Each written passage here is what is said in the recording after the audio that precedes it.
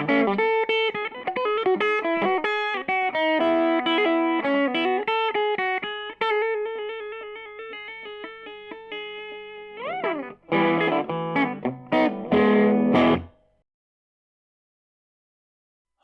Dr. Alex here, and welcome to yet another one of those weird little videos where I'm comparing the performance of various bits of computer hardware I've picked up recently in this case. Now you might reasonably ask, why on earth are you comparing the same CPUs all over again in nearly the same laptops as you did before? Okay, the one variation is that we've gone from a T520 to a T530, but with the same CPU in it. And that's a perfectly valid question, but the tale that leads me from where I began it to where we are now is a long and tortuous one with many highs and lows, but some tragic occurrences in the middle of the story. But in the end, everything works out positively in the end, I think. Now, it is true, I was very happy with all the laptops I currently have. I didn't need to have another laptop.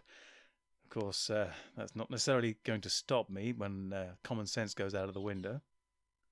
Now, I knew I had somewhere in the pile of second-hand computer and audio parts in this very room. In fact, it's behind where the T530 is currently sitting. If you look in that direction, not that you can because it's in the way, there is the stereo and media center in that corner, and it was surrounded by random bits of accumulated CPU, computing, audio, hardware just piling up, unsorted and a complete mess. So I had always intended to tidy up that area, and in doing so I knew I was going to hit some G3 generation 3 Intel I processors which I had acquired by accident or by chance over time and had done nothing with because I had no laptops that would accept a G3 processor other than some of the ones I already had which had soldered on CPU, so you couldn't change them anyway. At the same time I was embarking on clearing up that corner of the room, I had also looked at some T530s on eBay and even put one or two on my watch list, but I wasn't seriously considering buying one because I just didn't need it. And then Cyphertech, the amazing Welsh company I've bought pretty much all my second-hand laptops from, must have noticed I was watching it, and they lowballed an offer at me for the T530 around about 27 quid. I'll put all the actual values up on screen, so if I'm wrong you can tell. But yeah, they just made me an offer lower than they were originally going for. It was a for parts laptop, like most of them are. It came largely untested. It had a known problem. There was a big dead spot towards the top left-hand corner of the screen, but they were completely honest in the description as that this is for parts, bits not working, and it still lowballed me the offer of £27 plus a bit of postage, I think, and I just couldn't resist, so I bought it. My intention then had been to put whatever my best G3 processor I found in my clear-up into it, and then compare it with the T520. One final thing about Cyphertech, they clearly know their customers well, and obviously knew they'd already sold stuff to me. And full credit to them, they are excellent. They give excellent service, amazingly good value hardware, and honestly sold. So you may not be based in England or Wales, but they're a Welsh-based company, and I would highly recommend buying stuff from them. Just know that you're getting stuff that's untested. But that's why the price is so low. So I started sorting through the G3 processors I'd found while clearing out that corner of the room. The best of them turned out to be an i5 3380, which is actually slightly better than the 3rd gen i7 that was in there. They were both duo cores, not quad core like the generation 2 processor currently sitting in the T420 on the left there. But they were still fairly good processors, although on paper none of them could beat the actual quad core that's still sitting in the T420. Nevertheless, the i7 was not actually the fastest. The i5 3380 would have been the fastest, but for the fact that it had bent pins. So then I went to look at the i7, the 3rd gen i7, and unfortunately it too had bent pins. However, the 3rd G3 processor I had, an i5 3360, actually came out at overall 1% better than the i7, weirdly. So that was the one I ended up having to use, and I put it into the T530. An i5 3360M to be absolutely clear. And then the T520 died. That's the tragic bit, in case you hadn't noticed. Now again, I have to point out that I in no way blame Cyphertech for it dying. I have had the odd laptop I've bought as a for parts machine either not work or die at some point in the past, but to be fair, more often than not they don't. They are fine, you put the parts in and it all works again. But this time, sadly, the T520 was pretty much dead. I couldn't get it to boot up. It barely flashed a light when you plugged it into power, and if you tried to turn it on, it didn't even attempt to switch on. I went through all the parts that were in it, the CPU, the memory, the hard drive, the screen, everything that had been put into it, and it all still worked. And I can confirm this because it's all now currently sitting in the T530. The T530 screen I'd actually replaced with one of the low-res crappy ones, but since the T520 died with a nice screen in it, the 1600 by 900 screen, I dumped that into the T530 instead. I'd also done the keyboard upgrade mod on the T530, so it got the older, nicer 7-row keyboard in it. I've done that before with other G3 ThinkPads that I have, ones that had the soldered CPUs that can be upgraded, but I did do the mod that allowed me to put the nicer keyboards in. That said, I have to say the T530 had come with one of the nicest island style keyboards I've ever seen. It was backlit, very nice response to the keys when you type on them, but it still wasn't quite as nice as having a 7-row keyboard. So I'm not throwing it away. I obviously kept that keyboard. It's still really nice. And if I have to replace one of my keyboards and perhaps one of the crappier soldered in G3 ThinkPads I got, I might well put in that nice backlit keyboard just because it's kind of nice to have. But basically, as you can probably see, we're all back down to old style 7-row, the best ThinkPad keyboards ever in both the T420 and now the T530. The T530 also acquired the 1TB mSATA drive from the T520, as well as its screen, as I just said. It's got the keyboard. The memory, all 16 gig of the memory was still fine and still working, so that got transferred across too. Basically, every part that was transferable got dumped into the T530, and I still, for the life of me, have no idea what actually died on the T520. But there you go, it's gone. Or rather, it's sitting up in the loft for spare parts in case it's needed. Still got a good fan in it, for example. The other surprising thing about the T530 is it actually came with a 2nd-gen processor in it. It actually came with an i5-2520M, which is exactly what the T520 came with when it arrived, and then obviously got upgraded to the i7 quad-core, the i7-2760QM, which it had before. And that now, of course, has migrated into the T530, which might surprise some because obviously it's a G3 compatible machine, but they have the same socket. So as I discovered when it arrived with the G2 processor in it, it can run G2 and G3 processors. And so since the i7-2760QM was still way faster than the i5-3360M, I put in that 2nd-generation processor. The only thing you really lose out there, as far as I can tell, is that I could technically, I think, with a G3 processor proper in it, have put 32 gigabytes of RAM in as opposed to the 16 gigabytes it's currently running with. Since I don't have any 16 gigabyte RAM boards to shove in it, it makes no difference. So, while it is tragic the T520 has died, I in no way blame Cyphertech for that. It's just one of those things when you buy a for parts laptop. And them selling me the T530 has turned out to be very useful because it now takes the place of the T520 that died, and for very little extra money.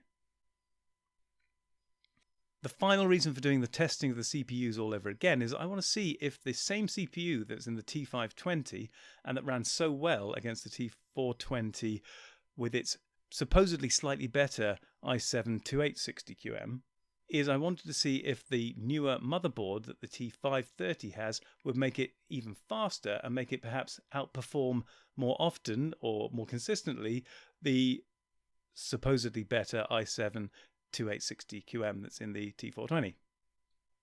So remember, the T530 has an i7-2760QM, whereas the T420 has an i7-2860QM. There you go, just in case you've forgotten. So without further ado, let's start the testing. It has been long enough. First thing I'm going to do, which I didn't do with them the first time when it was the T420 versus the T520 with their respective processors, was see which one booted up faster, or rather run them together booting up. So again, intrusion of my arms is about to occur. I'm going to let them both start at the same time and see if either one comes out quicker than the other going to the login prompt.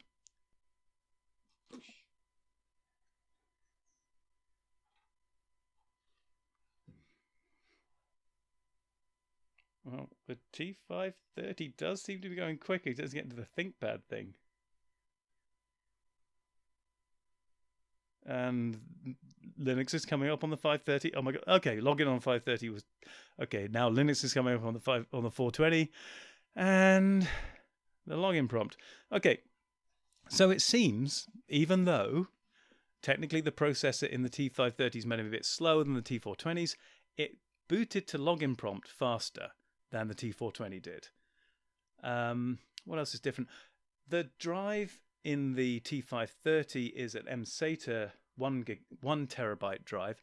The drive in the T420 is a 2 terabyte normal SATA SSD. They're both solid state drives, and they have the same hardware in them. They shouldn't actually make any difference being mSATA versus SATA, but it definitely booted up faster. Anyway, I'm going to log in, and then we can actually run the CPU comparisons again. Okay, as you can now hopefully see by now, I've got the system information and profiler up on screen, and I will run the first one of both of them, hopefully simultaneously. Again, my hairy arm will get into shot again, but I'm sorry in advance. And the first one will be CPU Blowfish, of course, which I'll compare it with the results we got before as well.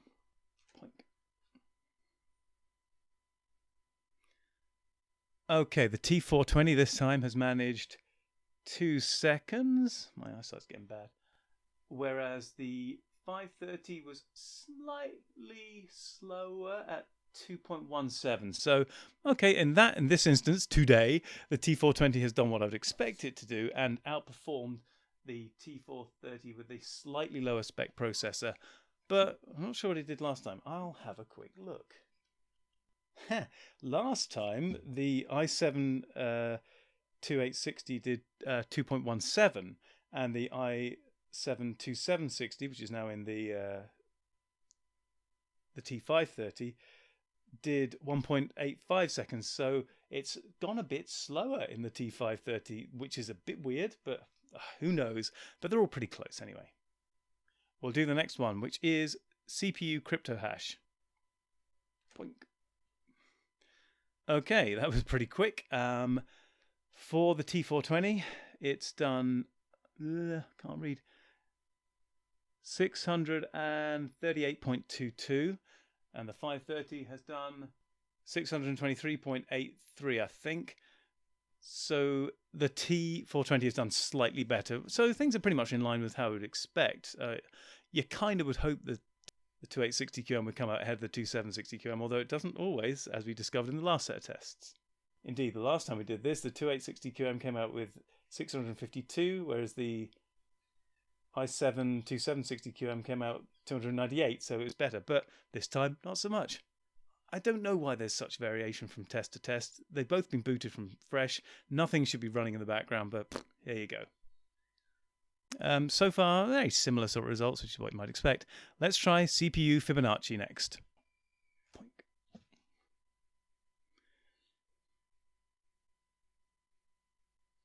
Okay, so the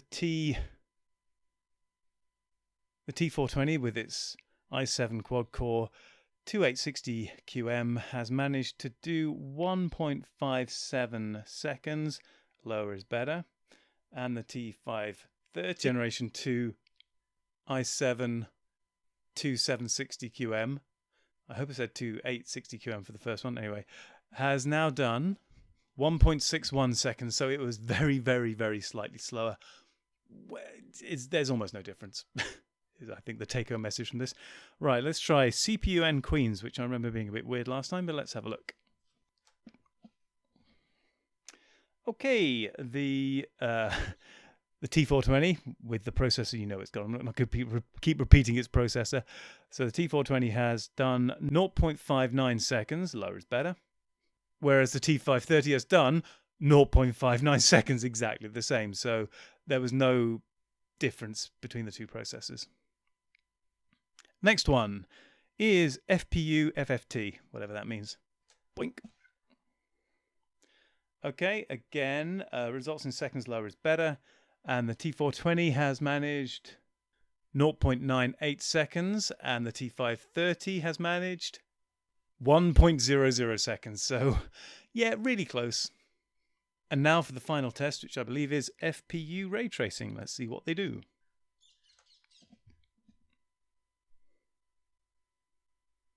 Well, just visibly looking at it, they seem very, very close. And the results are in seconds. Again, lower is better. The T420 has managed 161.31 seconds, whereas the T530 has managed 161.31 seconds. So exactly the same on both machines. So again, I think if there's any take-home message from this, it is that there is virtually no difference between the quad-core i7 2860QM and the quad-core i7 2760QM, except the 2760QM is half the price of the 2860QM, more or less. So if you're going to buy a second generation quad-core processor, I'd probably plump down for an i7 2760QM over any more expensive options that might be available. Not that there are many more expensive options that would run within the same sort of power limitations that those processors do. So that's pretty much it, except there's one thing I could say, which is, yeah, I could stick some faster G3 processors in the T530 because it can take them. The thing is, I just don't really need to because it's already running a really quick Generation 2 one. But I might, if at some future point I end up swimming in extra cash, I might buy the equivalent faster processor in the G3 format. I know they've got something very similar to the second generation processors in terms of their pricing and their performance, and that we have something very much like the 2860QM versus the 2760QM, but in the probably 3760 and 3860 numbering range. But I don't know if it's worth even comparing those with the older second gen equivalents, but if I end up swimming in cash and there is one floating around, I'll give it a go. But until then, I hope you enjoyed this and found it vaguely useful and entertaining. And until the next video, whatever that may be, to all my listeners, watchers, viewers and supporters, take care.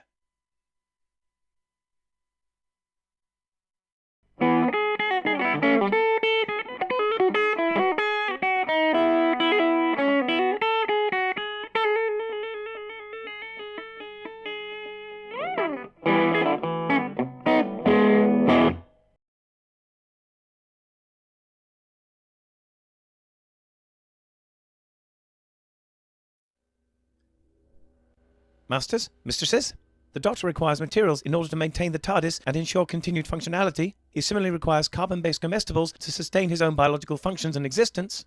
Master would never say this, but he requires aid beyond that supplied by this unit in order to acquire these. To aid the Doctor in his various tasks and creations, this can be most effectively achieved via Patreon or Substack subscriptions, or through donations directly to PayPal. Or if you desire physical goods in return for your contributions, written accounts of my travels with the Doctor are also available on Amazon. Links are in the description below. Thank you, masters, mistresses.